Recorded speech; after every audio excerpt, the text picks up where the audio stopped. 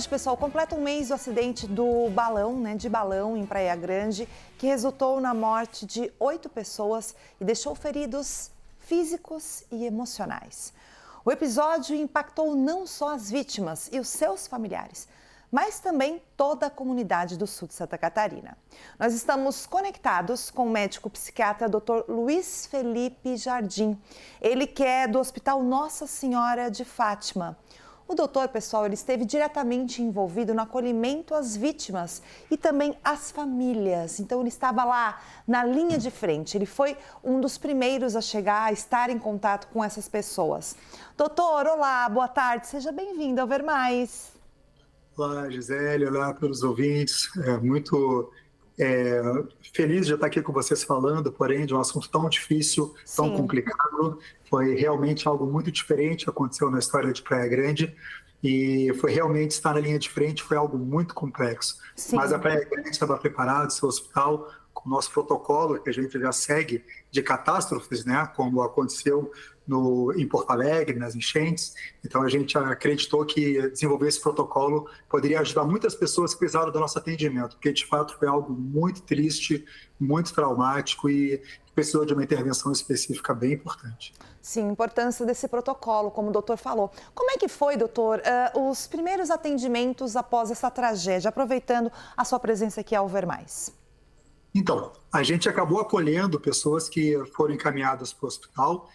Na verdade, a gente disse que esse acidente da Praia Grande teve dois extremos. Pessoas que tinham poucas doenças físicas, poucos traumas físicos e pessoas que vieram a falecer. Mas o que chamou a atenção foi que, por mais que traumas físicos fossem pequenos, os traumas psicológicos foram realmente muito complexos. Nós atendemos 5 pessoas que vieram para aqui no nosso hospital e pessoas que, infelizmente, a grande maior parte perderam familiares no acidente, pessoas que vieram a falecer.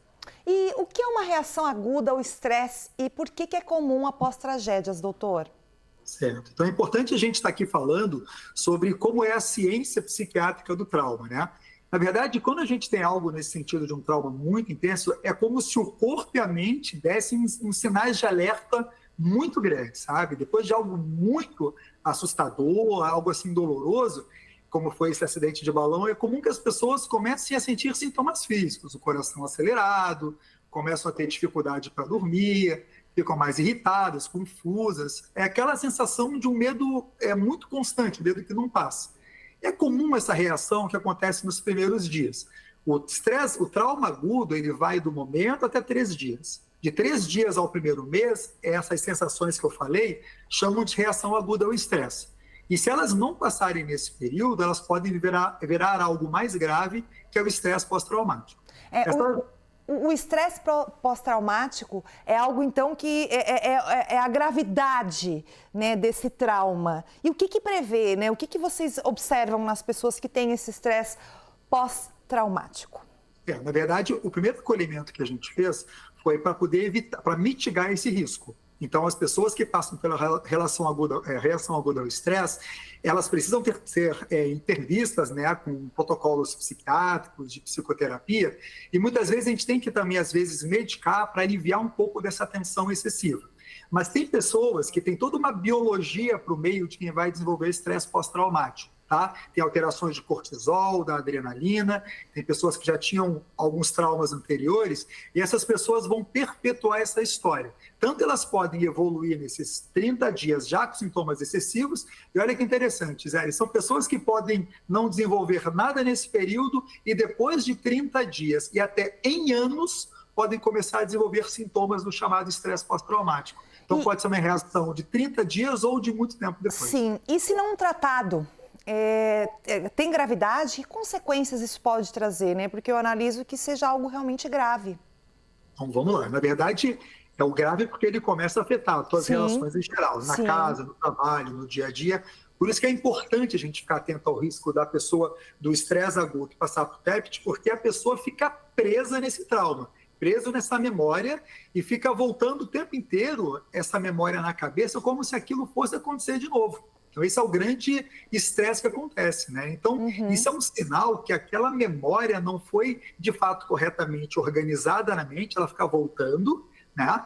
E quando a pessoa não consegue metabolizar esse trauma, não consegue lidar com esse trauma, aí a pessoa pode desenvolver sintomas que realmente paralisam a vida da pessoa. É como se fosse um super ataque de pânico, que acontece muito frequentemente, e a pessoa acaba tendo na mente sensações de que está revivenciando o trauma. Então, existem sintomas específicos que eu posso citar para a gente ficar mais atento, né?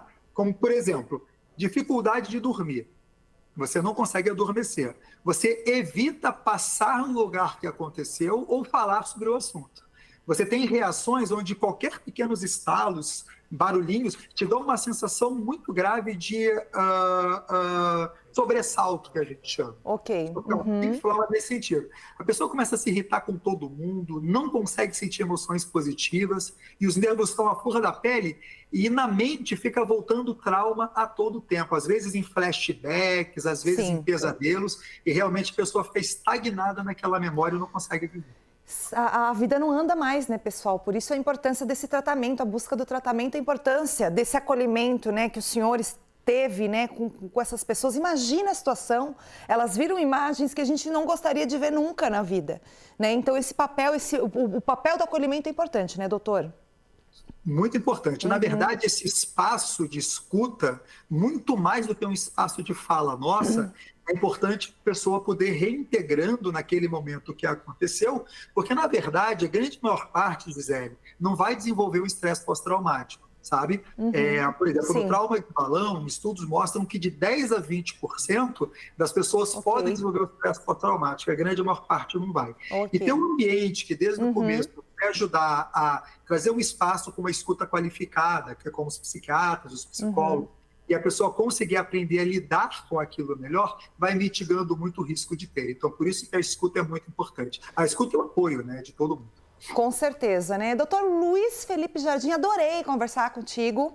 Convido para um dia estar aqui conosco no estúdio no Ver Mais, porque a gente gosta muito de falar sobre isso, viu? Estamos sempre de portas abertas aqui da Record. Um abraço para você, bom trabalho e parabéns. Te agradeço, e sempre às ordens. Valeu. Então, falamos sobre essa situação, né, pessoal? Esse papel importante do acolhimento nas primeiras horas e depois, né?